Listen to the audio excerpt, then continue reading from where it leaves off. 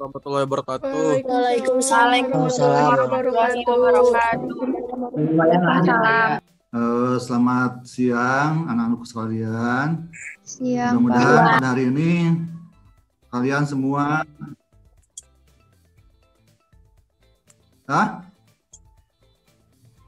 mudah-mudahan kalian semua dalam hari ini dalam keadaan sehat walafiat. Amin. Nah, hari ini Bapak akan menyampaikan pengembangan produk baru dan evaluasi tentang life cycle, produk life cycle. Kalau di sini judulnya pengembangan produk baru dan evaluasi sensoris. Tapi isinya itu masalah life cycle. Untuk pengembangan produk baru ini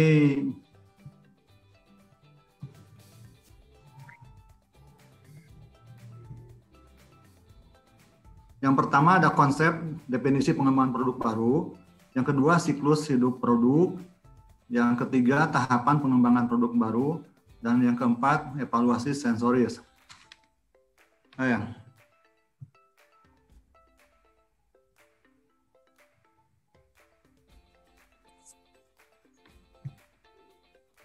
Konsep dan definisi pengembangan produk baru. Usaha di bidang agribisnis dapat mengalami berbagai macam kondisi seperti meningkatnya jumlah kompetitor, selera konsumen yang berubah-ubah, teknologi informasi yang berkembang pesat. Ini dapat mengancam keberlangsungan perusahaan. Yang pertama, pengembangan produk baru. Kira-kira menurut Anda, pengembangan produk baru ini apa sih yang dimaksud dengan pengembangan produk baru?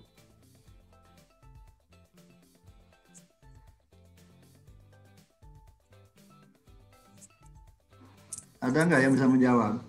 Apa yang dimaksud dengan produk baru aja gitu?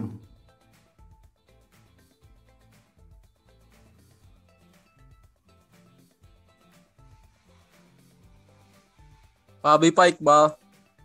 Asok Muhammad Iqbal. Pengembangan produk baru merupakan suatu perusahaan yang mengenalkan produk yang baru dari sebelumnya. Yang benar-benar baru, yang tidak ada sebelumnya. Yang sebelumnya tidak ada gitu ya? Iya, betul. Saya mau menambahkan, Pak. Pak. Ya, silakan. Ya, saya dari BDP 3, Pak. Iya. Siapa namanya? Sandi Mulyadi, Pak, dari BDP 3. Oh ya, silakan. Iya. Kayak serangkaian tindakan perusahaan yang bertujuan untuk mengembangkan produk baru. Kayak gitu bukan sih, Pak? Yang dimaksudkan untuk memperkenalkan ke pasar gitu. Iya, pada dasarnya itu betul semuanya. Jadi yang dimaksud dengan produk baru adalah produk yang benar-benar baru yang belum ada di pasar, gitu kan. Nah, sekarang yang akan kita pelajari itu pengembangan produk baru. Pengembangan produk baru ini dianggap kira-kira kenapa kalau Bapak sampaikan pengembangan produk baru itu penting, bahkan sangat penting. Gitu kan. Kenapa sih ini disebut sangat penting?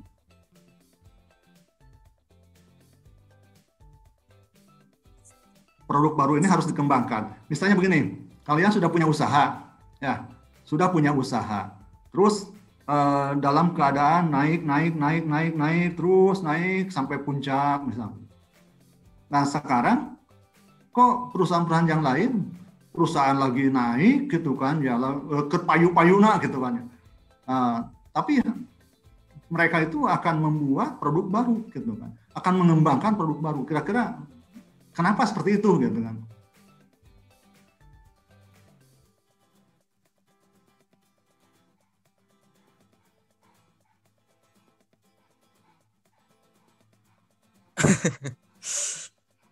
Membingung. Dapat dipahami nggak? Ini suatu perusahaan, Anda punya perusahaan, payu kan ya laku, wah di pasaran laku gitu. Tapi pasti perusahaan itu akan ada di benaknya atau di pikirannya untuk mengembangkan produk baru gitu kan. Nah, kenapa seperti itu? Gitu.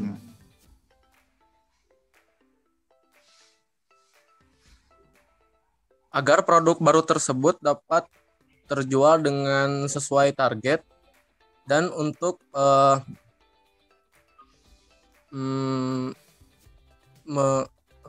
mengalahkan saingan dari perusahaan yang lain. Yang lainnya memenuhi target dan mengalahkan saingan. Bisa Yang kan? lainnya silakan. Ya, masih nambah. Yang lainnya. Saya Pak. Ya, silakan. Saha namina? Sandi Pak, Sandi lagi Pak. Oh ya, sok Sandi. Biar itu perusahaan itu tuh berkembang itu Pak, jadi nggak satu produk aja gitu, jadi berkembang gitu, jadi lebih maju jadinya gitu. Kalau itu biar lebih dikenal gitu sama masyarakat. Produk itu teh nggak itu aja gitu Pak. Jadi Ngebosenin aja. Yang ngebosenin Pak. Iya, nggak ngebosenin gitu Pak. Iya, bagus, betul ya. Ngebosenin. Emang benar. Di sini, kalau Anda lihat di sini di monitor usaha di bidang ini yang Bapak ngambilnya yang dari agribisnis, karena yang lain itu agak sulit untuk di ininya. Ini yang pertama mengalami berbagai macam kondisi seperti meningkatnya jumlah kompetitor. Nah, ini. Jadi otomatis kalau melihat barang yang laku, perusahaan-perusahaan yang lain pun akan mengikuti mengekornya, gitu kan? Ini. Oh, jadi memotivasi jadi gitu Pak. Kalau perusahaan ini, jadi memotivasi perusahaan lain gitu. Iya, pasti itu. Seperti ini, di pasaran ada yang jualan cilok, laku keras, pasti masyarakat yang lain akan ikut membuat atau memproduksi cilok. Itu dengan ya nama-nama yang lain. Nanti ke bawahnya ini, gitu kan, akan disesuaikan dengan selera konsumen, gitu kan. Nah, itu. Dapat dipahami nggak? Dapat Pak. Nah, kalau perusahaan itu laku, ya pasti kabita lah, gitu kan ya. Mohon Pak. Betul nggak? Nah, pasti gitu kan ya. Kabita kita akan mengikuti atau yang lain akan mengikuti, membuka, dan itu akan menjadi saingan. Kalau sudah banyak saingan, nah berarti barang-barang yang kita jual ini akan semakin berkurang karena masyarakat atau konsumen itu akan berlari sebagian ke yang lain, ke perusahaan yang lain atau ke toko yang lain, gitu kan ya. Nah ini, terus yang kedua, selera konsumen itu berubah-ubah, gitu kan ya. Selera konsumen itu berubah-ubah, udah pasti ini berubah-ubah. Meskipun masyarakat ini tetap tidak berubah, tapi seleranya itu akan berubah. Tergantung pembawaan atau yang dibawa oleh dari pihak luar misalnya, atau dari ya keadaan gitu kan. Kalau musim hujan biasanya makanannya apa, pas musim kemarau itu akan seperti apa, gitu kan? Itu keadaan.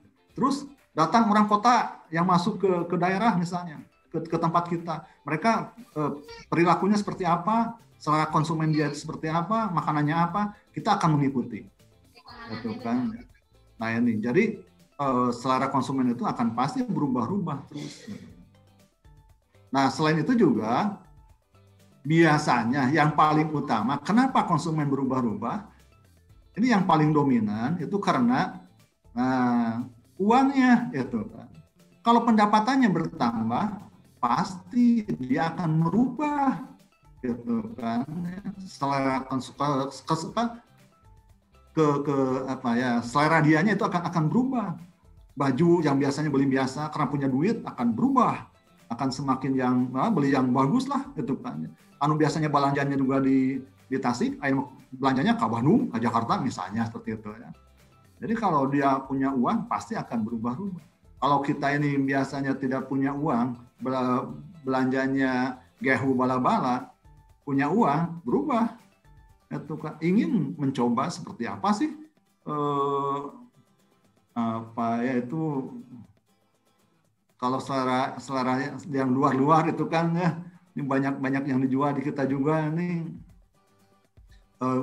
burger misalnya gitu kan ya, atau apa itu makanan-makanan seperti itu, dan itu berarti akan merubah selera konsumen gitu. Tapi tidak semua berubah gitu kan ya, karena banyak juga yang tetap seperti itu. Nu resepna gehu bala-bala, kerupuk misalnya, meskipun dia udah duitnya banyak, tetap aja seperti itu makanannya. Contohnya seperti almarhum Olga misalnya, dia tidak merubah seleranya, tetap aja seperti itu. Ya. Terus teknologi informasi yang berkembang pesat.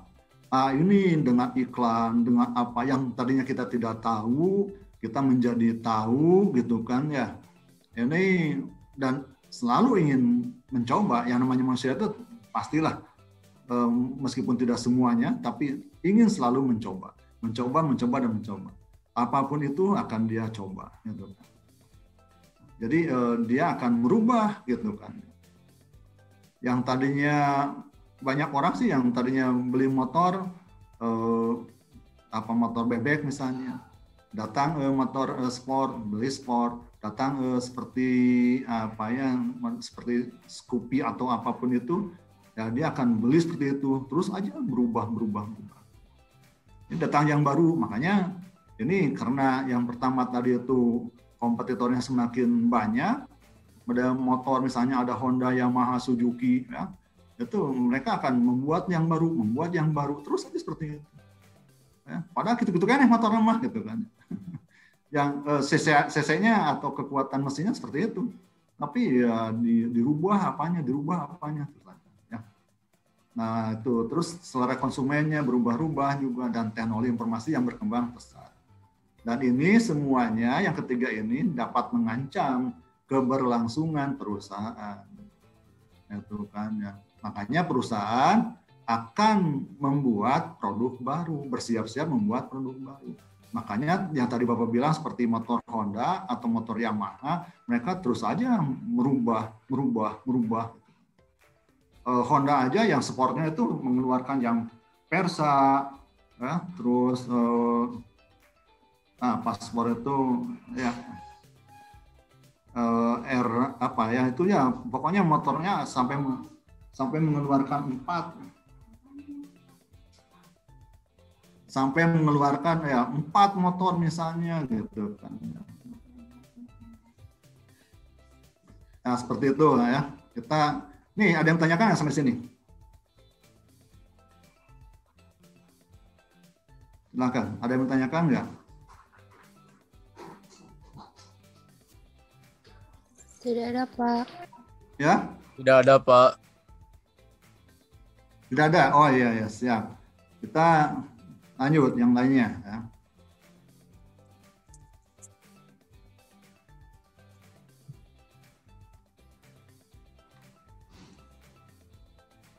Nah ini, sehingga perusahaan memerlukan adanya strategi agar konsumen tetap membeli produk yang dihasilkan.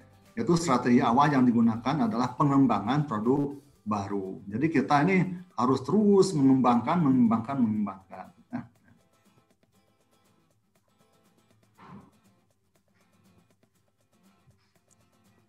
Nah ini, pengembangan produk baru dapat meliputi produk orisinil, produk yang disempurnakan, produk yang dimodifikasi, dan merek baru yang dikembangkan melalui usaha riset dan pengembangan. Nah, ini. Ya, menurut Anda nih, yang dimaksud dengan produk orisinil itu apa? Izin menjawab, Pak. Iya? Produk yang belum pernah ada sebelumnya dan benar-benar baru.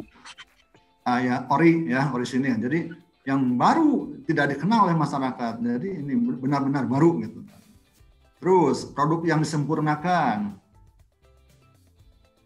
Produk yang sudah ada tapi dikembangkan lagi menjadi lebih baik. Ya, produk yang tadinya sudah ada dan ini dikembangkan, disempurnakan gitu kan ya. Nah, ini seperti dulu itu ada tempat untuk menanak nasi namanya Magic Jar ya. Tapi sekarang sudah tidak ada karena diganti dengan produk yang baru. Namanya Magicom gitu kan ya. Namanya Magicom. Kalau Magic Jar itu hanya menanak nasi dan itu langsung dikeluarkan.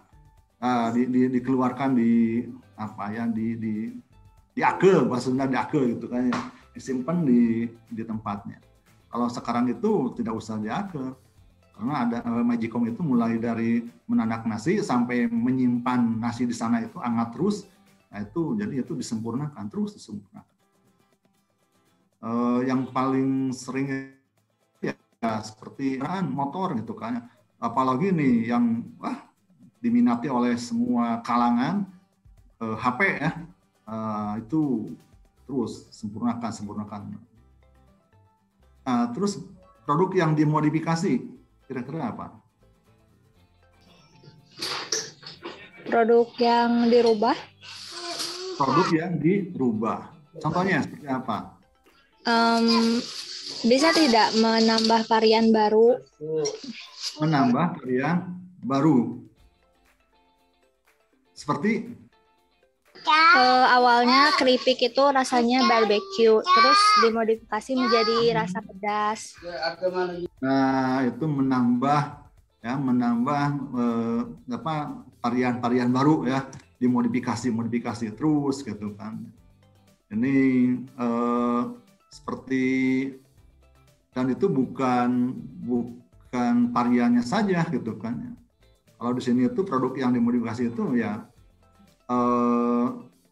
ininya juga kemasannya banyaknya gitu kan, banyaknya.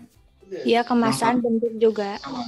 Kemasannya yang tadinya misalnya cuma sabungkus 2.000-an, ada mau bikin yang 5.000, bikin yang 10.000 gitu kan. Jadi nanti variasi tergantung orangnya gitu. Seperti Aqua dari mulai yang galon, mulai yang 1 liter, terus yang 500 ml kan sampai yang 300 ml dan sampai yang segelas itu yang 200 ml ya kalau nggak salah. Itu kan ada. Jadi nah itu produk yang dimodifikasi. Dan yang terakhir nih merek baru yang dikembangkan. Ya, merek baru yang dikembangkan. Nah ini merek baru yang dikembangkan, kira-kira menurut Anda apa? Ada contohnya nggak kira-kira? Motor, Pak. Nah, motor, kumaha motor.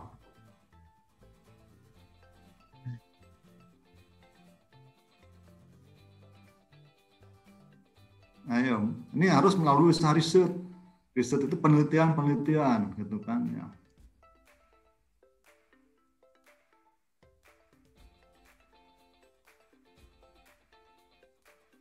HP, ada nggak Pak. kira-kira?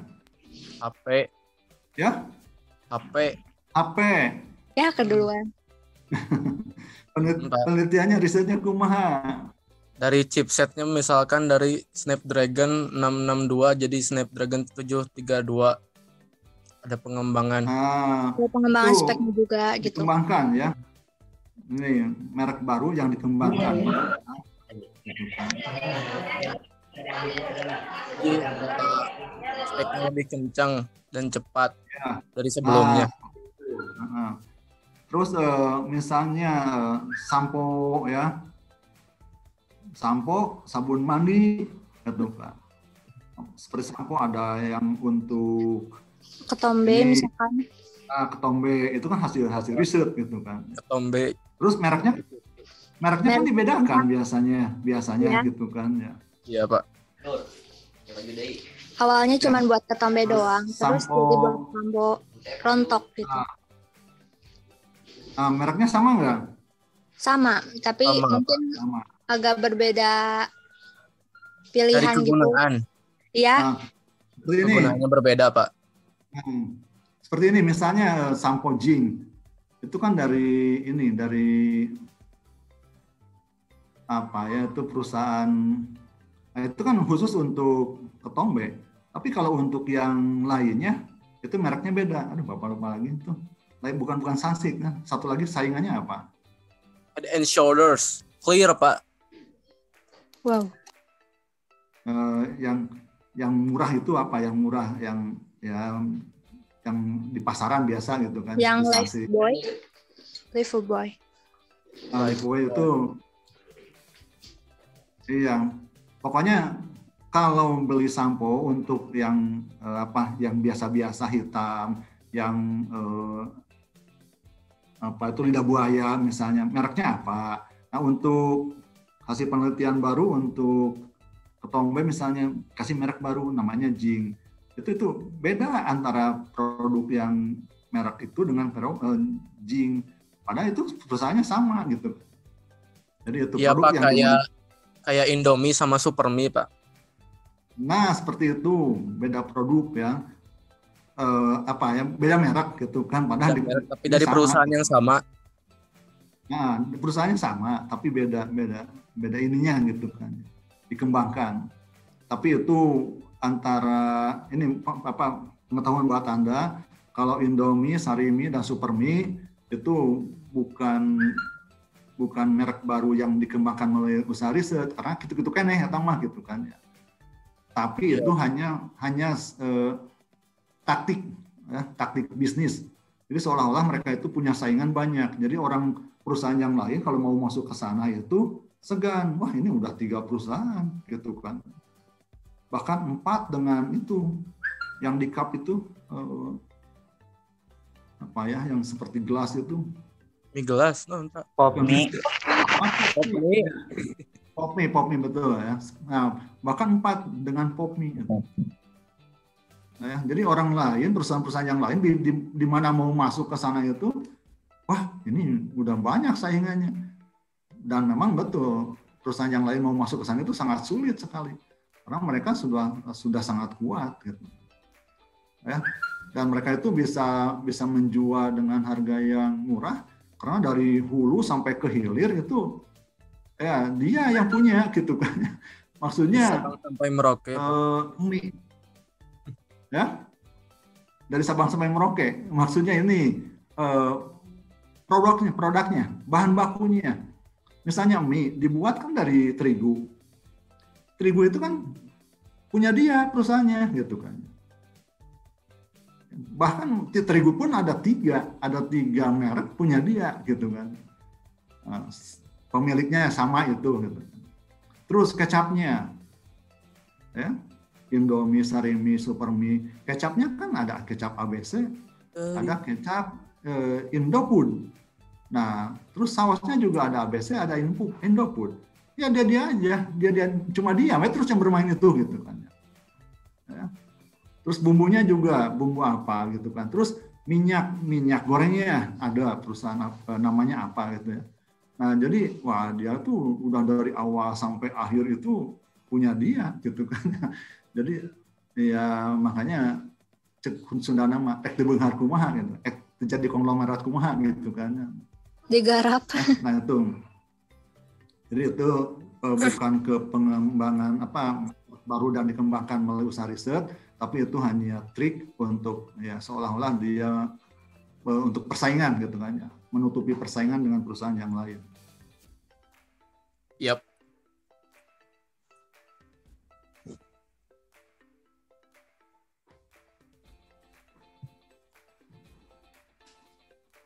Nah, ini kita loncat dulu ke siklus daur hidup, karena pada dasarnya pengembangan produk itu ya kita melihatnya dari siklus hidup produk atau produk life cycle, ya, siklus daur hidup produk. Ini produk life cycle itu kalau kita lihat mulai dari bawah naik ke atas sampai puncak ya, dan ini dari bawah naik terus di puncak dan nanti akan turun gitu kan. Ini semua perusahaan itu seperti ini.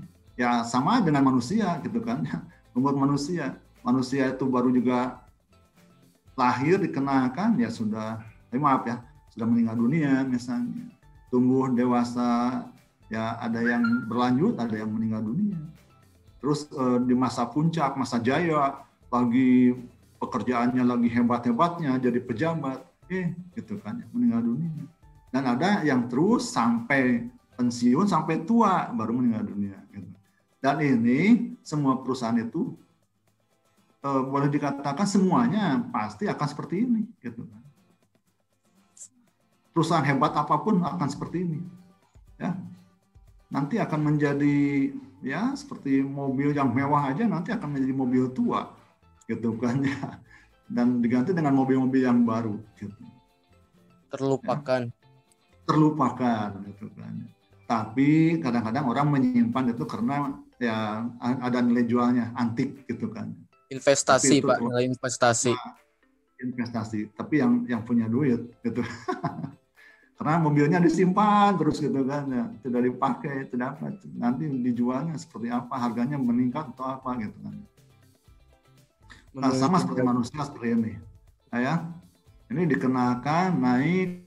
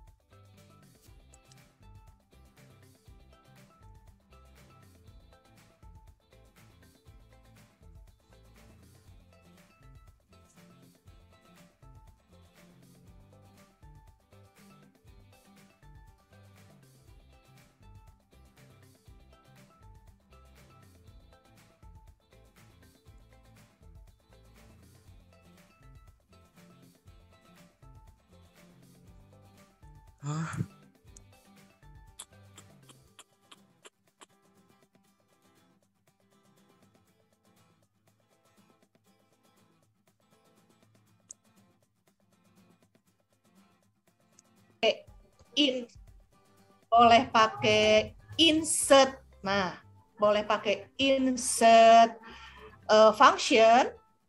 Kalau pakai insert function berarti tinggal klik insert function-nya. Kemudian kita memilih kategorinya. Kategorinya adalah financial. Ya. Kemudian kita pilih apa tadi? PV.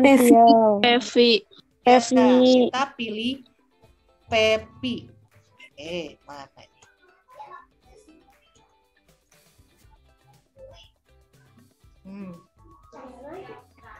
Bentar ya.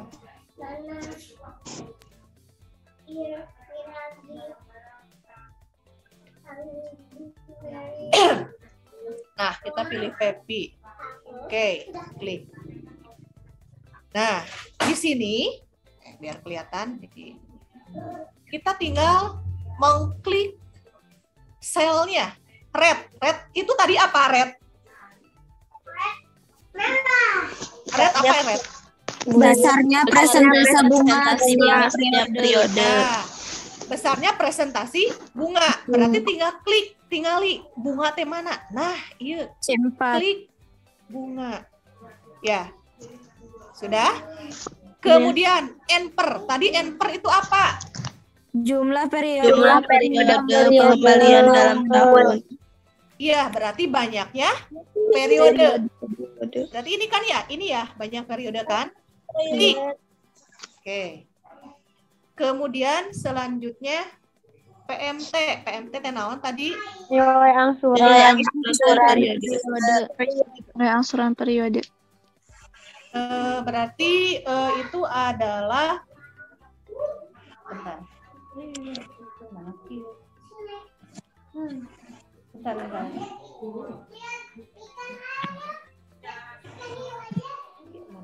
Berarti itu adalah ini apa? Target laba per tahun atau tiap tahun. Kita klik.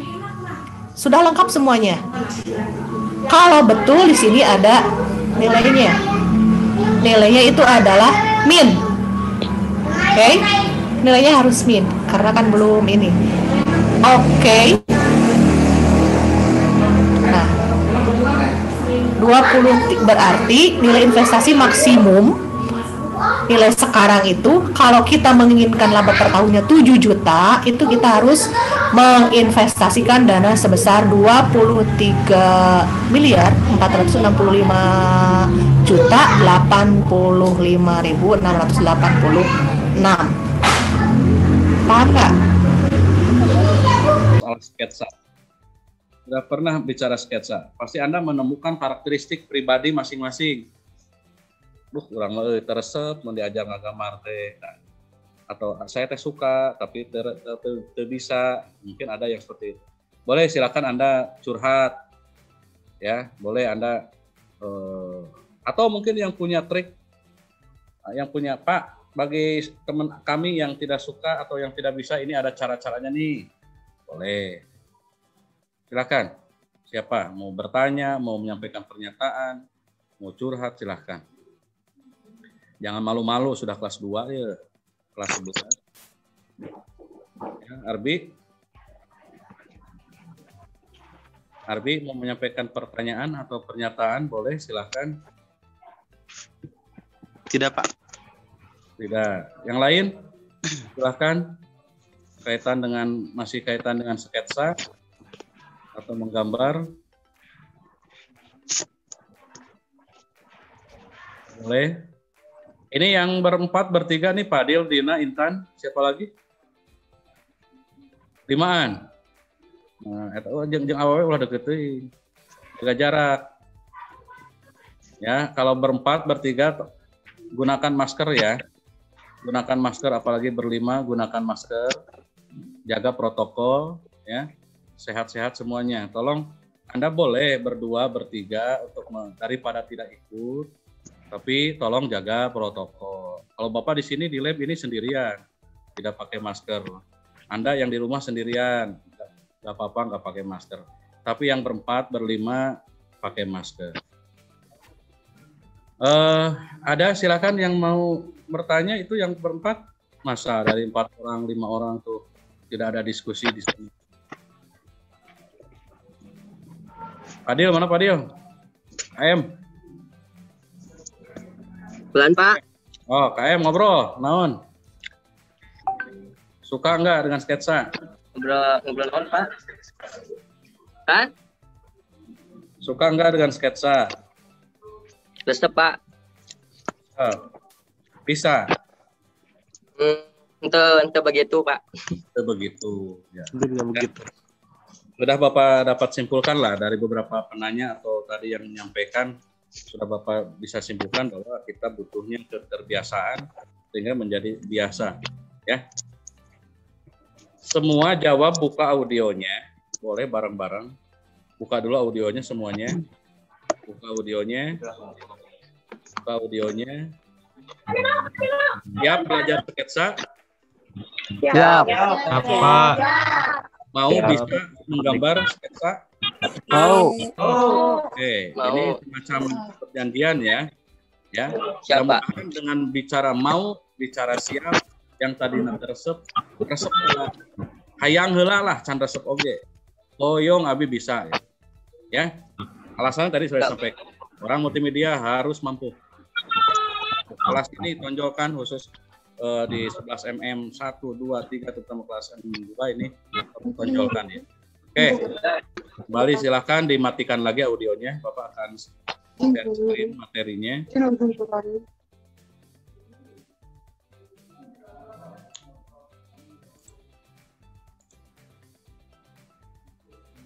Ada kelihatan? Jadi kita kembali membahas gambar, sketsa, dan ilustrasi. Ya, ada 2 istilah, ada sketsa, ada juga ilustrasi. Ya,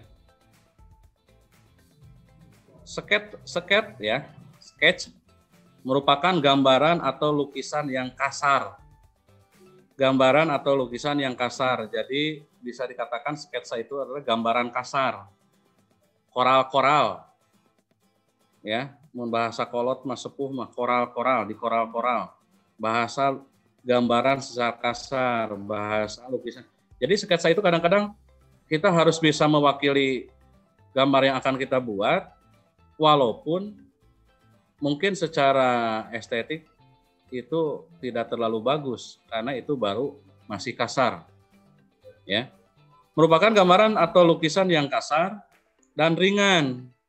Kenapa dibilang ringan? Ini kita kan hanya menggunakan mungkin kertas polos dan patlot ya, pakai patlot, dan pewarnaannya pun masih menggunakan warna hitam putih atau dengan arsiran dan sebagainya. Kasar, ringan, semata-mata garis besar atau belum selesai. Udah pasti ini. Ya. Ini pengertian daripada gambar sketsa. Jadi gambar sketsa itu adalah lukisan yang kasar, ringan, semata-mata garis besar atau belum selesai. Ya. Jadi ngomongin sketsa harus bagus, tapi tidak usah terlalu bagus seperti halnya kita membuat menggunakan aplikasi. Itu hanya kora-kora saja. Tapi jangan juga dengan pengertian ini karena di sini Pak masih kasar, masih ringan, seolah-olah belum selesai. Saayana we Pak sketsa teh. Ieu we saayana, jangan. Saayana oke, jangan. Karena yang digambar oleh Anda, apalagi sudah berhubungan kaitan dengan konsumen, itu harus dibaca, harus bisa diartikan oleh siapapun selain Anda. Ya, ulah ngagambar A siga misalkan angka 4, misalkan gambar O siga atau gambar Q siga O misalkan. Itu orang lain harus tahu, apalagi konsumen harus paham. Ya. Kadangkala hanya digunakan sebagai pengingat saja. Sketsa atau sketch secara umum dikenal sebagai bagan atau rencana bagian sebuah lukisan. Dalam pengertian itu, sketsa lebih merupakan gambar kasar bersifat sementara, baik di atas kertas maupun di atas kanvas, dengan tujuan untuk dikerjakan lebih lanjut sebagai lukisan. Manfaat sketsa adalah, nah di sini ada manfaatnya. Perhatikan, untuk memberikan gambaran tema, ya, kemudian meminimalisir kesalahan. Maksudnya apa? Supaya Anda nanti di saat menggambar yang jadi tidak terjadi kesalahan, harus mengacu kepada gambar kasar yaitu sketsa. Sehingga di sini disebutkan meminimalisir kesalahan, mengurangi banyak kesalahan. Yang ketiga, mempertajam pengamatan. Kalau bikin misalkan sketsa di film itu kan storyboard tadi ya sudah dibahas. Sketsa di film itu ada misalkan storyboard. Kalau Anda langsung pegang kamera, langsung lakukan syuting, Anda bingung ayeuna syuting naon? Diskusi atau gelut, ngobrol atau sare adeganana. Itu kan bingung. Tapi kalau sudah ada sketsanya, sudah ada storyboardnya, maka pengamatan tujuannya itu bikin apa, itu langsung mengacu kepada storyboard atau sketsa. Terus misalkan dalam hal desain grafis, Anda mau membuat logo, ujuk-ujuk pegang komputer, bingung, ayeuna ingin logo gambar naon, bentuk nakumaha, warna naon, nah itu bingung. Maka kalau sudah ada sketsa, Anda tinggal prung ngagambar, ngagambar sesuai dengan sketsa yang digambar, yang ada. Tapi Bapak minta jangan sampai bikin sketsa butut terus digambar di aplikasi beuki butut. Nah, tadi sketsa mah bae rada-rada halus saeutik, rada-rada butut saalit oge. Tapi nanti digambarnya akan diperluas dipercantik lagi sesuai dengan harapan. Meningkatkan kemampuan mengorganisir, mengkoordinasi hasil pengamatan dan keterampilan tangan. Meningkatkan kemampuan mengkoordinasi hasil pengamatan dan keterampilan tangan. Udah pasti ini keterampilan tangan. Ya. Jadi ada 4 nih. Ada 4 manfaat sketsa, ada 4. Yang berikutnya ada beberapa aturan yang perlu diperhatikan dalam membuat gambar sketsa. 1. Membuat kerangka gambar yang terdiri dari garis-garis secara vertikal, horizontal, diagonal maupun garis melengkung secara tipis-tipis. Membuat kerangka gambar yang terdiri dari garis-garis vertikal, horizontal, diagonal maupun garis melengkung secara tipis-tipis. Ini adalah beberapa hal yang perlu diperhatikan dalam membuat gambar. Sangat penting. Ini sangat penting sekali ya, fisik ini. Karena kalau orang ya yang bekerja antara satu bagian dengan bagian lain atau atasan dengan bawahan atau sebaliknya bawahan dengan atas tidak saling menghargai, tidak saling menghormati, atau sering terjadi slack gitu ya, ini akan mengakibatkan penyakit pada non fisik kita ya. Jadi lingkungan kerja yang non fisik ini adalah berbicara tentang hubungan baik antar pekerja dari atasan ke bawahan maupun ke rekan kerja yang selevel hanya berbeda posisi ya. Ini harus selalu baik. Sama seperti kalian di kelas, di sekolah ya. Dengan siapapun ya. Bukan dengan teman sekelas saja, tetapi dengan kelas lain, jurusan lain, dengan guru-guru yang mengajar ataupun guru-guru pengajar lainnya, itu harus saling menghargai, menghormati ya, sehingga terjadi hubungan yang harmonis. Itu mengenai lingkungan kerja yang baik. Sampai di sini ada yang mau ditanyakan? Enggak ya? Tidak ada, Pak. Tidak ada, Pak. Tidak ada, Pak. Tidak ada, Pak. Iya. Sekarang kita lanjutkan dengan manajemennya ya. Manajemen keselamatan kerja. Manajemen keselamatan kerja ini memiliki sistem manajemen keselamatan dan kesehatan kerja yang terintegrasi. Ya, ini sudah merupakan suatu keharusan untuk sebuah perusahaan dan telah menjadi peraturan. Terutama ya pada proyek konstruksi.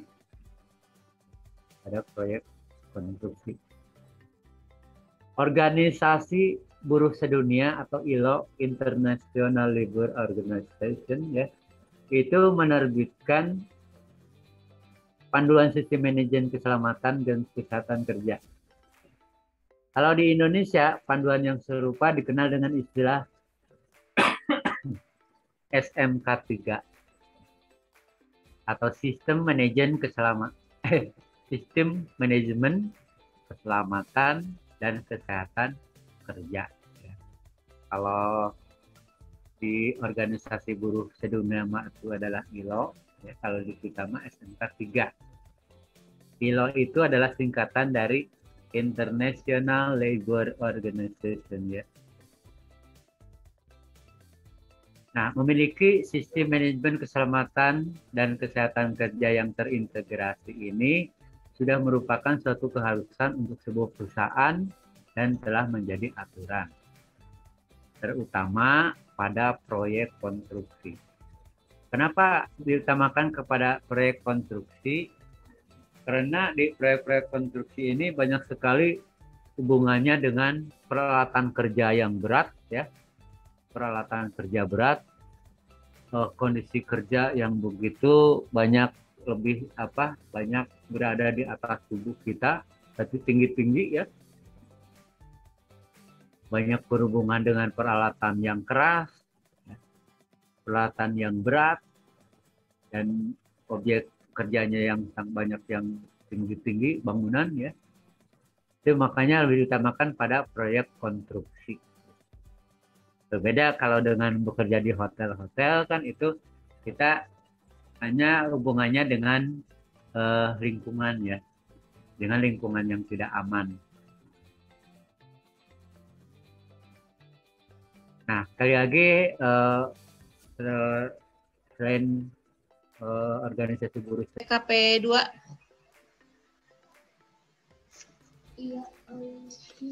Jihan atau Amanda mau menyampaikan? Ya, Bu. Oke, gimana? Nyampaikan pendapat. Yap. Tentang surat ini? Iya.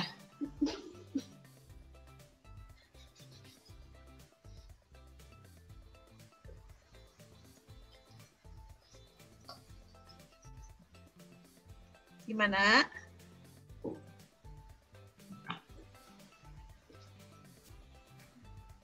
Surat dari Ade Hmm, buat masnya kan? ya.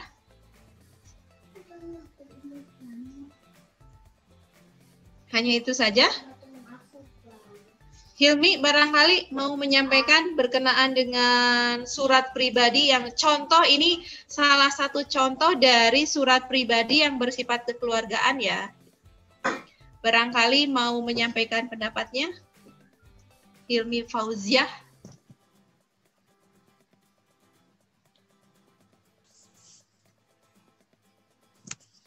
Suratnya tidak menggunakan bahasa yang formal. Oke. Kemudian Tidak ada stempel, tidak ada stempel. tidak Tuh. ada kop surat, lampiran, perihal, Ya. dahulu. Oke, terima kasih. Barangkali yang lain mau menambahkan kira-kira apa lagi yang berbeda yang disampaikan oleh temannya? Ada lagi tidak?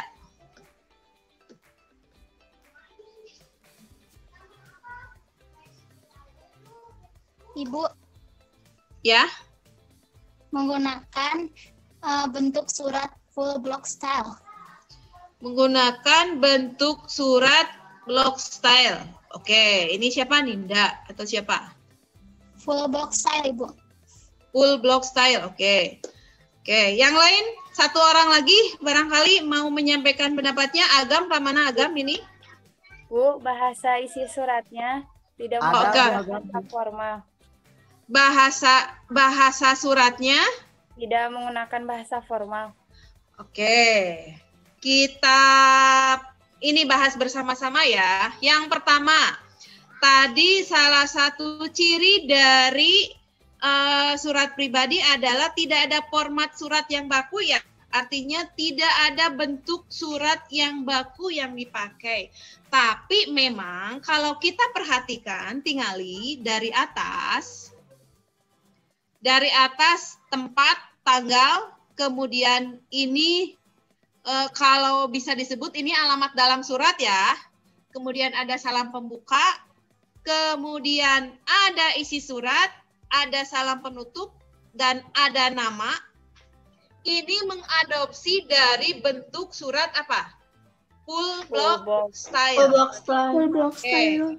Ini memang mengadopsi surat dari bentuk full block style. Tetapi harap diingat karena ini adalah surat pribadi, artinya tidak ada bentuk surat yang baku. Ini berarti hanya keinginan dari si penulis. Yang membuat suratnya saja. Tinggali, oke, lihat ada Banjarnegara, berarti ini adalah tempat dibuatnya surat.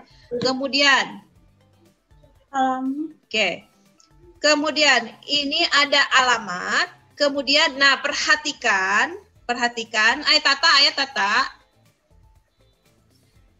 Karena ini adalah surat pribadi yang bersifat kekeluargaan, maka salam pembuka yang digunakannya boleh bebas. Di sini salam kangen. Ini salam kangen ini tidak boleh dipakai nanti ketika membuat surat dinas. Karena ini boleh dipakai hanya ada dalam surat pribadi. Isi suratnya ya seperti ini, tidak mempergunakan bahasa yang formal. Malah ada kalian lihat, aku tunggu balasan suratmu dan jangan lupa oleh-oleh dari Yunani pas pulang nanti ya, hehehe, seperti itulah gitu. Kemudian salam penutupnya juga